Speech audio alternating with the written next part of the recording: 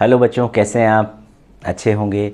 बच्चों, आज हम पढ़ रहे हैं कक्षा छठवीं का 11वां पाठ है, जो देख कर भी नहीं देखते।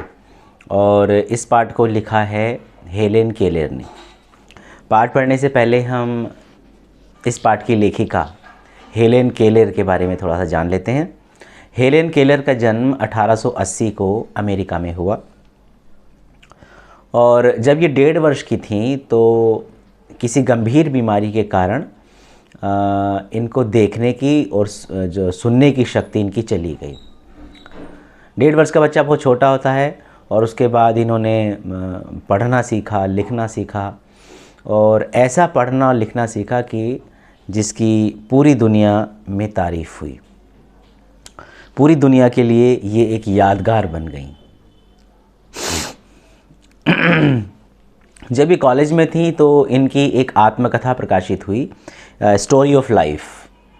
अपनी आत्मकथा में इन्होंने लिखा है कि मुझे ये तो याद नहीं कि ऐसा कैसे हुआ, लेकिन ऐसा लगता था कि रात कभी ख़त्म क्यों नहीं होती और सुबह क्यों नहीं आती। दुनिया की सभी भाषाओं में इनकी आत्मकथा, जो इन्होंने ऑटोबायोग्राफी लिखी, उसका अनुवाद हुआ।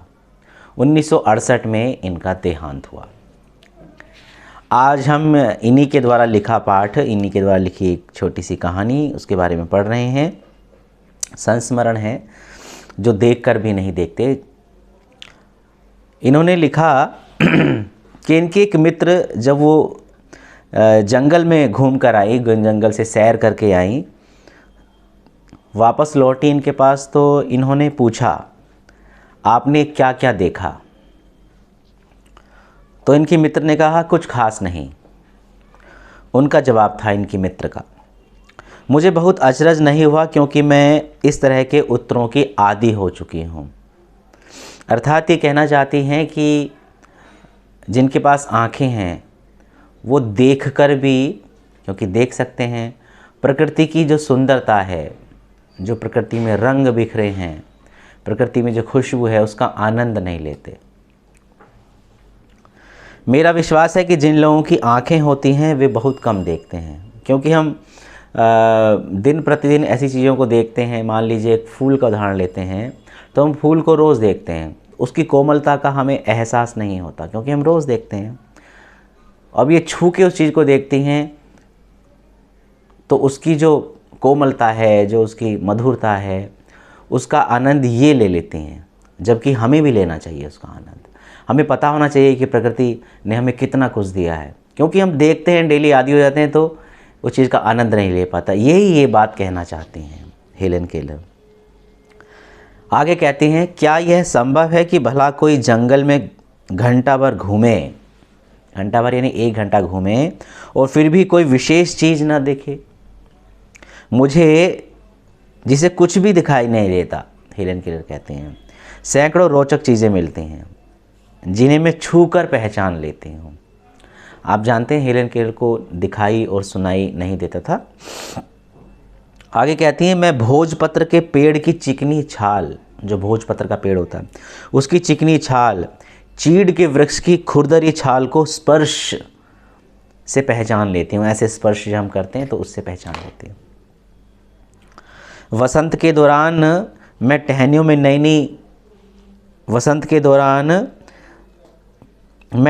में नई कलियां खोजती हूँ। मुझे फूलों की पंखुड़ियों की मखमली सतह छूने और उनकी घुमावदार बनावट महसूस करने में अपार आनंद मिलता है, यानी बहुत आनंद मिलता है। जब वो फूलों की मखमली पंखुड़ियाँ छूती हैं, उनकी घुमावदार, उनकी बनावट को स्पर्श करती हैं, तो इन्हें बहुत खुशी मिलती है। ये काम जो देखते हैं ना, वो भी, उनको भी आनंद लेना चाहिए। इस दौरान मुझे प्रकृति के जादू का एहसास होता है। कभी जब मैं खुशनसीब होती हूँ तो टहनी पर हाथ रखते ही किसी चिड़िया के मधुर स्वर कानों में गूंजने लगते हैं। चिड़िया जब चहचहाने लगती है तो कितनी इनको खुशी होती है, उसकी बड़े ध्यान से, तन्मयता से उस चीज़ को, उसके चिड़िया के स्वर को ये सुनती हैं। अपनी अंगुलियों के बीच झरने के पानी को बहते हुए महसूस कर मैं आनंदित हो उठती हूँ। झरने का पानी, झरना बह रहा है और बीच में पानी लगा दिया तो कैसे निकल के जा रहा है। झरने का कलकल, झरने के पानी का कलकल करता स्वर, जो पानी का स्वर है झरने का, उसे सुनकर कितना आनंद लेती हैं। मुझे चीड़ की फैली पत्तियाँ, चीड़ का एक वृक्ष है, मुझे चीड़ की फैली पत्तियाँ या घास का मैदान किसी भी महंगे कालीन से अधिक प्रिय है। कालीन जो हम घरों में बिछाते हैं, कहती हैं कि जो घास का मैदान है या चीड़ की पत्तियाँ जो नीचे बिखरी रहती हैं और उसकी वजह चलती हैं, तो जो घरों में मखमली कालीन बिछा रहता है ना, जो अच्छा लगता है, उससे भी ज़्यादा आनंद देता है वो घास का मैदान, चीड़ की पत्तियाँ। कभी कभी मेरा दिल इन सब चीज़ों को देखने के लिए मचल उठता है। अगर मुझे इन चीज़ों को सिर्फ छूने भर से इतनी खुशी मिलती है तो उनकी सुंदरता देखकर तो मेरा मन मुग्ध ही हो जाएगा। परंतु जिन लोगों की आंखें हैं वे सचमुच बहुत कम देखते हैं। इस दुनिया के अलग अलग सुंदर रंग उनकी संवेदना को नहीं छूते। मनुष्य अपनी क्षमताओं की कभी कदर नहीं करता। वह हमेशा उस चीज़ को आस लगाए रहता है जो उसके पास नहीं है। पानी, जल हमें रोज़ दिखता है पर हम उसकी कदर नहीं करते। वो कितना अनमोल है हमारे जीवन के लिए। यह कितने दुख की बात है कि दृष्टि के आशीर्वाद को लोग एक साधारण सी चीज़ समझते हैं। हम देखते हैं अपनी आँखों से, लेकिन ये कितनी, प्रकृति ने हमें कितनी जो है असाधारण हमें एक चीज़ दे रखी है। जबकि इस नियामत से ज़िंदगी को खुशियों के इंद्रधनुषी रंगों से हरा भरा किया जा सकता है, आँखों से देखा जा सकता है। देखते हैं लेकिन हम कदर नहीं करते, ये कहना चाहते हैं। तो ये पाठ था और उसका भाव था बच्चों। और अब हम आगे चलते हैं, इसके प्रश्नोत्तर देखते हैं। प्रश्नोत्तर को अब हम आगे चलते हैं प्रश्नोत्तर देखने के लिए। देखिए हम आगे चलते हैं, अब ये प्रश्नोत्तर देखते हैं। पहला प्रश्न है आपकी अभ्यास का, जिन लोगों के पास आंखें हैं वे सचमुच बहुत कम देखते हैं। हेलेन केलर को ऐसा क्यों लगा? तो इसका उत्तर बच्चों आप लिख सकते हैं। हेलेन केलर ने ऐसा इसलिए कहा क्योंकि जो लोग किसी चीज़ को निरंतर देखते हैं, निरंतर देखने के आदी हो जाते हैं, वे उनकी तरफ ज़्यादा ध्यान नहीं देते। उनके मन में उस व्यक्ति के प्रति कोई जिज्ञासा नहीं रहती, उस वस्तु के प्रति। ईश्वर की दी हुई देन का वे लाभ नहीं उठाते। ठीक है, ऐसा लिख सकते हैं। दूसरा प्रश्न, प्रकृति का जादू किसे कहा गया है? प्रकृति के नए नए रूप को प्रकृति का जादू कहा गया है। प्रकृति अपने रूप के कारण ही हमें अपनी ओर आकर्षित करती है। वृक्षों की तरह तरह की बनावट, उनकी छाल, पत्तियां, फूल, फूलों का खिलना आदि को प्रकृति का जादू कहा गया है। तीसरा प्रश्न देखते हैं, कुछ खास तो नहीं। हेलेन के मित्र ने यह जवाब किस मौके पर दिया और यह सुनकर हेलेन को आश्चर्य क्यों नहीं हुआ? इसके एवज में आप उत्तर लिख सकते हैं, प्रकृति में देखने योग्य बहुत कुछ है। प्रकृति रंगीन है। प्रकृति को देखने से शांति मिलती है। प्रकृति में चारों ओर समझने की बहुत सी चीज़ें हैं। फिर भी उनकी मित्र कह रही है कि मैंने कुछ खास नहीं देखा। लेखिका का मानना है कि वह कुछ भी देखना ही नहीं चाहती। वह उन चीज़ों की चाह अवश्य रखती है जो उनके पास नहीं है। ठीक है बच्चों, आगे चलते हैं भाषा की बात में। देखो ये आपकी पुस्तक है, इसमें भाषा की बात में पहला प्रश्न है, मैं पढ़ रहा हूँ। पाठ में स्पर्श से संबंधित कई शब्द आए हैं। नीचे ऐसे कुछ शब्द और दिए गए हैं, बताओ कि किन शब्दों का स्पर्श होता है। तो ये शब्द मैंने लिखे हैं यहाँ जो दिए हैं, जैसे चिकना, मुलायम, सख्त, चिपचिपा, खुरदरा। आगे आपको शब्द इनके लिखना है ना, कि किससे जो है क्या हो रहा है, स्पर्श हो रहा है। ठीक है, इन चीज़ों का स्पर्श। तो चिकना क्या होता है? तेल, तेल चिकना होता है ना। घी भी चिकना होता है। उसके बाद मुलायम क्या होता है? कपड़ा। हम कहते हैं ना कितना मुलायम कपड़ा है। सख्त क्या होता है? पत्थर, लोहा, है ना। और चिपचिपा क्या होता है? चिपचिपा, जैसे गोंद आप लेते हैं तो चिपचिपा होता है। आटे की लेई बनाते हैं वो भी चिपचिपी होती है। खुरदरा, खुरदरा क्या होता है? छाल, पेड़ की जो छाल होती है वो बहुत खुरदरी होती है ना। जैसे नीम की छाल बहुत खुरदरी होती है ना। चीड़ की आया छाल बहुत खुरदरी होती है। भुरभुरा, रेत, है ना, जैसे होता है।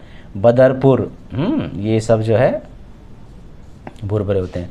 तो ये दिए में आपको ये शब्द इनके आगे लिखने थे बच्चों, आप ये देख सकते हैं। ठीक है, आगे चलते हैं भाषा की बात में। दूसरा एक बहुत अच्छा प्रश्न है, ये देखिए। जैसे कुछ शब्द लिखे हैं, मैं इसको मिटा रहा हूँ बच्चों, आपने देख लिया होगा। और जैसे इसमें कुछ शब्द लिखे हैं, जैसे यहाँ लिखा है मिठास। मिठास, बुढ़ापा, ताजगी, बुढ़ापा,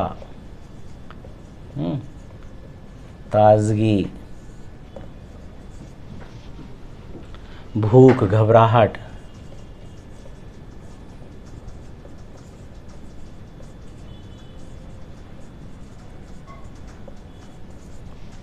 ठीक है, मजदूरी,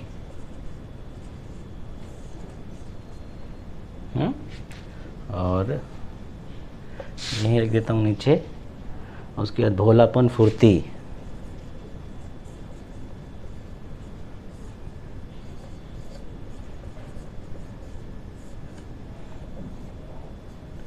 और लास्ट है एहसास। ठीक है, ये शब्द लिखे गए हैं, एहसास, ये शब्द लिखे हैं।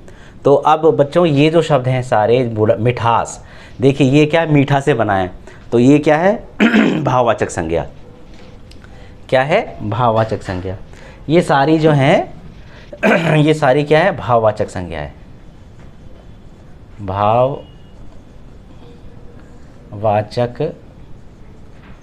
संज्ञा।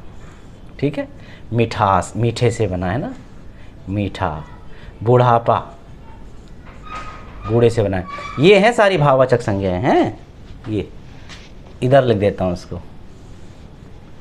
ये भाववाचक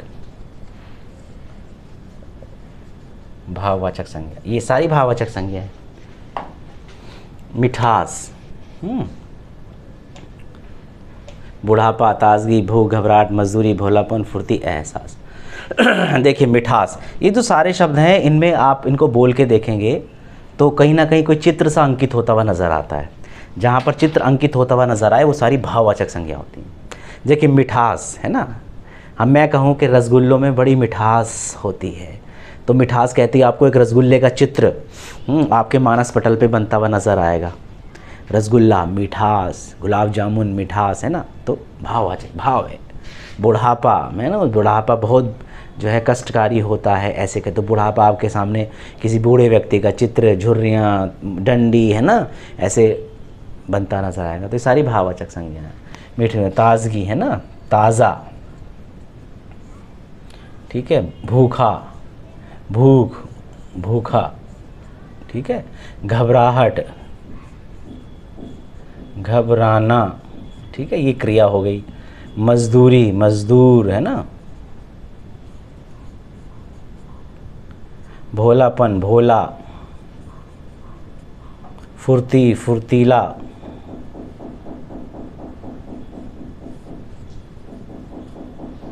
एहसास, एहसास। ठीक है, ये शब्द हैं, ये इनसे बने हैं, ये भाववाचक संज्ञा है ना। वैसे मीठा क्या है? ये विशेषण है, आपको पता होना चाहिए। बूढ़ा भी विशेषण है, ताज़ा भी विशेषण है, भूखा ये भी विशेषण है, घबराना ये क्रिया है ना। घबराना क्या है? क्रिया, और क्रिया का भी कौन सा रूप है? साधारण रूप है। मजदूर ये संज्ञा है बच्चों, ठीक है। भोलापन, भोला ये विशेषण है।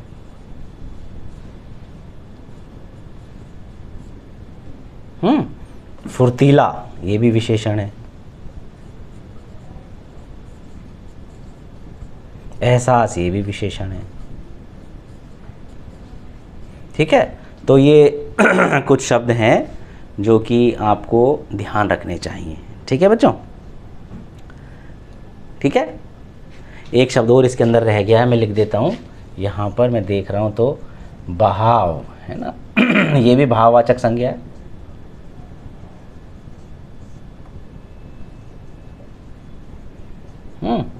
बहाव, जल का बहाव है ना, बहना। ठीक है, ये क्या हो गया, बहना, ये क्रिया हो गई। ठीक है बच्चों, तो ये आपको ध्यान रखना है और कॉपी में भी करने हैं, सभी बच्चे कर लेंगे, पढ़ लेंगे, ताकि परीक्षाओं में आपको कोई भी प्रश्न आए तो जो है आसानी से आप हल कर सकें।